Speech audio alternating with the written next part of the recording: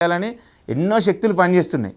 దాన్ని కాపాడాలంటే ఒక సంస్థనో ఒక రాజకీయ పార్టీనో ఏదో ఒక విప్లవంగా కాపాడుకోకపోతే మాత్రం 100% వాళ్ళు ఇస్లామిక్ కంట్రీగా చేయడానికి 100% ఆలోచన చేస్తున్నారు. ఉమ్మడి వరంగల్ జిల్లాలో మీరు రాజకీయంగా ఎదగడం కోసమే ఫౌండేషన్ స్థాపించారని ప్రచారం జరుగుతుంది. అది వాస్తవం కాదంటారా? 100% కాదు.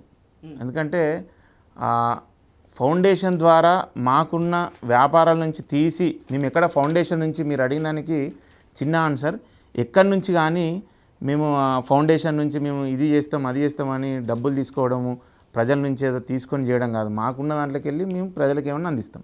తెలంగాణ రాష్ట్ర బీజేపీ పార్టీలో అయితేంది, ఉమ్మడి వరంగల్ బీజేపీ పార్టీలో అయితేంది అనేక వర్గ విభేదాలు ఉన్నాయనేసి ప్రచారం జరుగుతుంది. అందులో మీది ఏ వర్గం?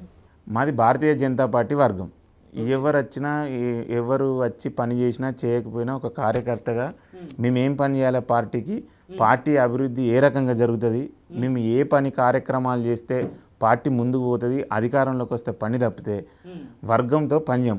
అసలు భారతీయ జనతా పార్టీ కార్యకర్తకు వర్గంలో ఉండడమే ఇష్టం ఉండదు. ఎందుకంటే ఒక్కొక్క మీరు ఇంటర్వ్యూలో చూస్తాడు ఒక కార్యకర్త 100 మందితో సమానమని భారతీయ జనతా పార్టీలో ఒక నినాదం ఉంది. అంటే నేనే హీరో, నేను పని చేయగలుగుతా, నేను ఉండగలుగుతా అని కార్యకర్త నమ్మి పనిచేస్తాడు భారతీయ జనతా పార్టీ. వర్గ విభేదాలు ఏం లేవంటావు ఏం బీజేపీ పార్టీలో? అసలు గతంలో బండి సంజయ్ ఉన్నప్పుడు పార్టీ గ్రాఫ్ ఏ విధంగా ఉంది, ఇప్పుడు రామచంద్రరావు వచ్చిన తర్వాత పార్టీ గ్రాఫ్ ఏ విధంగా ఉందంటే ఏం చెప్తారు? సెంట్రల్ పార్టీ ఏం ఆలోచిస్తుందంటే ఒక వ్యవహారం ఎప్పుడు స్పీడ్గా పోవాలి, ఎప్పుడు ఏ విధంగా రన్ కావాలని వాళ్ళ ఆలోచన విధానం వాళ్ళ పైన చూసి భారతీయ జనతా పార్టీకి ఏదైతే బాగుంటుందో ఆలోచన చేస్తారు. బండి సంజయ్ గారిని సమయం వచ్చినప్పుడు పెట్టినరు. బండి సంజయ్ గారు అదే విధంగా భారతీయ జనతా పార్టీని తెలంగాణ రాష్ట్రంలో ఎంత దూరం తీసుకుపోవాలో అంత దూరం తీసుకుపోగలిగారు. సమయం అయిపోయింది, మా దాంట్లో 3 years టైం ఉంటుంది.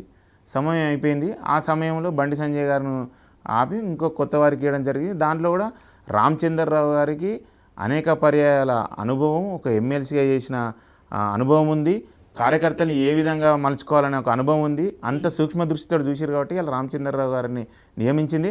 రామచంద్రరావు గారు వచ్చినప్పటి నుంచి కూడా భారతీయ జనతా పార్టీ 5% ఇంకా ఇంక్రీజ్ అయింది కాబట్టి తక్కువ కాలేదు. ప్రచారం ఏ విధంగా జరుగుతుందంటే నరేష్ పటేల్ గారి స్పీడే ఆయన రాజకీయంగా బోర్ల పడే విధంగా చూస్తుందనేసి అంటున్నారు. దీన్ని ఏ విధంగా చూస్తారు?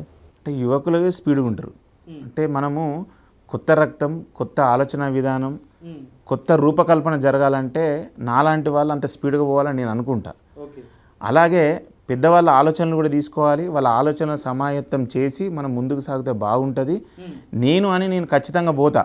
ఎందుకు అంటే నాకు ఆ శక్తి ఉంది, ప్రజలకు పోయే యుక్తి ఉంది, నేను చేయగలుగుతా కాబట్టి నా విధంగా నేను వెళ్ళిపోతూనే ఉంటాను. ఉమ్మడి వరంగల్ జిల్లాలో బీఆర్ఎస్ పార్టీని, కాంగ్రెస్ పార్టీని ఎండగట్టే విధంగా మీరు ఎటువంటి కార్యక్రమాలు చేస్తున్నారంటే ఏం చెప్తారు?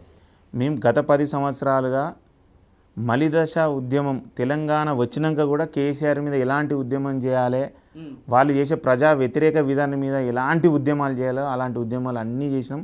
కలెక్టరేట్ ముట్టలు చేసినాం, నిరుద్యోగ సమస్యల మీద కొట్లాడినాం, ప్రైవేట్ టీచర్ల సమస్యల మీద పెట్టినాం. కేఎంసీలో వైస్ ఛాన్సలర్స్ లేరు, ఖచ్చితంగా అపాయింట్ చేయాలని. అంటే ఇది ఒకటే కాదు, తెలంగాణ రాష్ట్రంలో ఏ సమస్య ఉన్నా ముందు పోయి కొట్లాడినాము. రాముని మీద అనుచిత వ్యాఖ్యలు చేస్తే చల్లధర్మారెడ్డి మీద నిరసన చేస్తే జైలుకు కూడా పోయి వచ్చిన సందర్భం ఉన్నాయి. వరంగల్ అంటేనే ఓరుగల్లులో పోరాటాల గడ్డ. ఒక్కొక్క కార్యకర్తకు అంత శక్తి ఉంటుంది, అంత బలం ఉంటుంది. ఖచ్చితంగా మా వరంగల్లో అయితే భారతీయ జనతా పార్టీ జెండా ఎగురుతుంది. బీజేపీ పార్టీ నాయకులంతా బీజేపీ పార్టీ అధిష్టానం అవుతుంది, ఒక రాముని పేరును అడ్డు పెట్టుకొని రాజకీయం చేస్తురా?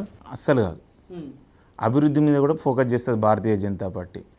ఏ పథకాలు ఉంటే ఆ పథకాలు తెలంగాణకు అత్యధికంగా ఇస్తున్న మోడీ గారిని మనం గౌరవించాల్సిన అవసరం ఉన్నది. తెలంగాణలో కూడా రాబోయే రోజులలో 2029లో ఈ తెలంగాణ మీద భారతీయ జనతా పార్టీ జెండా ఎగురుతుంది. వచ్చేది మా ప్రభుత్వం అని గుర్తుంచుకోండి. మీరు చేసిన పోరాటాలు కావచ్చు, ధర్నాలు కావచ్చు, అయితే ఆ సమయంలో మీపై అనేక కేసులు అవ్వడం జరిగింది, అదేవిధంగా జైలు పాలవ్వడం కూడా జరిగింది. అసలు ఆ కేసులు ఎందుకైనా, ఎటువంటి పోరాటాలు చేసారు, ఆ కేసులను ప్రస్తుతం మీరు ఏ విధంగా ఎదుర్కోగలుగుతున్నారంటే ఏం చెప్తారు? అంటే మేము ఒక లక్ష్యంతో పోతున్నాం కాబట్టి ఖచ్చితంగా పోలీస్ వాళ్ళకు మేము విరుద్ధంగా చేసినట్టు వాళ్ళకి అనిపిస్తుంది. సమస్యల మీద కొట్లాడినప్పుడు కొంచెం రోడ్లు బ్లాక్ అవుతాయి, వాళ్ళకు డిస్టర్బెన్స్ అవుతుంది. అట్లనే మేము ఏ ఉద్యమం చేయాలన్నా రోడ్ల మీదకి వచ్చి చేసినాం కాబట్టి మా మీద కేసులు అయినాయి. దాదాపు ఎన్ని కేసులు ఉన్నాయి మీ పైన? దాదాపు ఒక 8 కేసులేమో అఫీషియల్లీ రెగ్యులర్గా తిరిగేటివి ఉన్నాయి.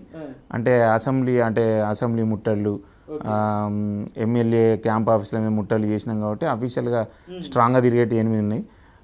చిన్న చిన్న అన్నీ ఒక 10-15 ఉంటాయి కావచ్చు. కావాలనే కొంతమంది మిమ్మల్ని బీజేపీ అధ్యక్షునిగా తొలగించారనేసి ప్రచారం జరుగుతుంది. అదేవిధంగా ఉమ్మడి వరంగల్ జిల్లాలో మిమ్మల్ని అనగదొక్కడం కోసం రాజకీయంగా ఎంతోమంది అనేక రకాల ఎత్తుగడలు వేస్తారని కూడా ప్రచారం జరుగుతుంది. అది వాస్తవేనా? అంటే అనగదొక్కడం అంటే పార్టీలో చురుగ్గా ఆపుదామనే మాట వాస్తవం.